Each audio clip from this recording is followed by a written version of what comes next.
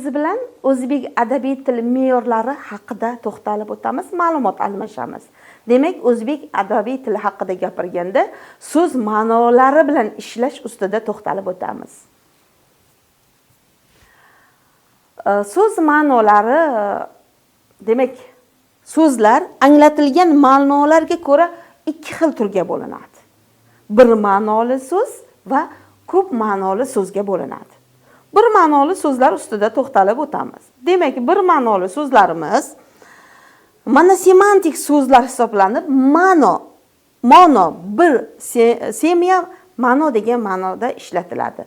Aniq bir ma'no ifodalash uchun qo'llanadigan so'zlar bir ma'noli so'zlar sanaladi.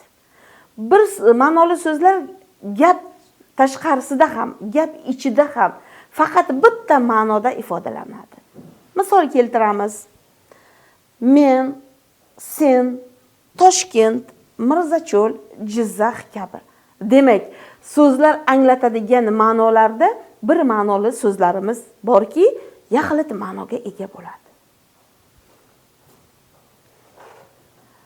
Ko'p ma'noli so'zlar haqida to'xtalib o'tamiz. Demak, nutq jarayonida ikki va undan ortiq ma'noda qo'llanuvchi so'zlar ko'p va bular ko'p ma'noli so'zlar deyiladi. Keling misol keltiramiz. Ko'z, odamning ko'zi o'z ma'nonida. Ko'z yana ikkinchi bir nomdagi ma'noda ishlatiladigan so'zlarni misol qilib aytishimiz mumkin. Ignaning ko'zi, uzukning ko'zi, buloqning ko'zi, yog'ochining ko'zi, tizzaning ko'zi, xurjunning ko'zi kabi so'zlar ko'chma ma'noda ishlatiladi. Ya'niki navbatdagi ma'no beruvchi so'zlar hisoblanadi. Kumush, oltin, zumrad kabi so'zlarni ham xuddi shunday o'zining navbatdagi ma'no beradigan so'zlari bor va ko'p ma'noga ega bo'lgan so'zlari bor.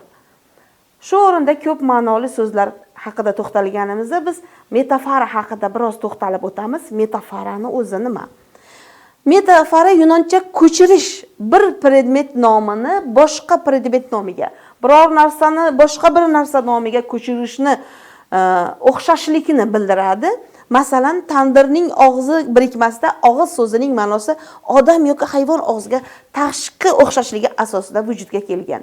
Bunda biz aytishimiz mumkin, qozonning qulog'i, varrakning dumi, ribobning qori, kemaning tumshug'i, egarning qoshi, tog'ning etagi kabi bir qancha so'zlarni misol keltirib o'tishimiz mumkin. Bu metafora sifatida talqin etiladi. Ko'p ma'noli so'zimizga yana bir narsani aytib o'tishimiz mumkinki, metonimiya. Metonimiya o'zi nima? Yunoncha qayta nomlash degan bir ma'noda ishlatiladi.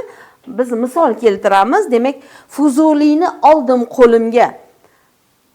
Fuzuli aslida shoir bo'lsa ham Fuzuliyning asarini, Fuzuliyning bizgacha yetib kelgan manbalarni qo'lga olganligini ta'kidlab o'tilishi mumkin. Ya'niki Fuzuli ikkinchi o'rinda qayta nomlanyapti. Kitobni qo'lga olganligini misol qilib aytayapti. Navbatdagi ma'noli so'zni biz sinekdohadan misol qilib aytishimiz mumkin. Sinekdoha yunoncha birgalikda anglash ma'nosida ishlatiladi. Bo'lak orqali butun yoki butun orqali bo'lakni anglatadigan so'zlardan iborat bo'ladi. Masalan, misol keltirishimiz mumkinki, tirnoqqa zor bo'ldi. Bu qism orqali butun, ya'ni farzandga zor bo'lganligini ta'kidlab o'tishi mumkin, aytib anglatgan bo'lishi mumkin. Va buni biz sinekdohaga misol keltirar ekanmiz. Navbatdagi ma'no bildiradigan, ko'chma ma'no bildiradigan yana bir so'zlarimiz jamul-jam bo'lganini bu vazifadoshlik deymiz. Vazifadoshlik narsa va boshqalar o'rtasidagi vazifani bir xil asosida birining nomini orqali ikkinchisini ifodalashni, bildirishini aytib o'tishimiz mumkin. Misol keltiramiz. Demak, ko'chalarni chiroqlar yop-yorug' qilib turibdi. Chiroq piligini pasaytirdi. E'tibor qaratsangiz, chiroq orqali birinchi gapda elektr orqali yorituvchi sifatida talqin etilyapti. Asbobni ikkinchi gapda esa kerosinga pilik solish vositasini bildiradigan so'z hisoblanyapti. Demak, e'tibor qilsangiz, ko'p ma'noli so'zga biz o'sha metaforani, metonimiyani, snegdohani yoki vazifadoshlikni misol qilib aytishimiz mumkin. Va siz bilan bu ko'p ma'noli so'zlar ustida amaliy mashg'ulot bajarib boramiz.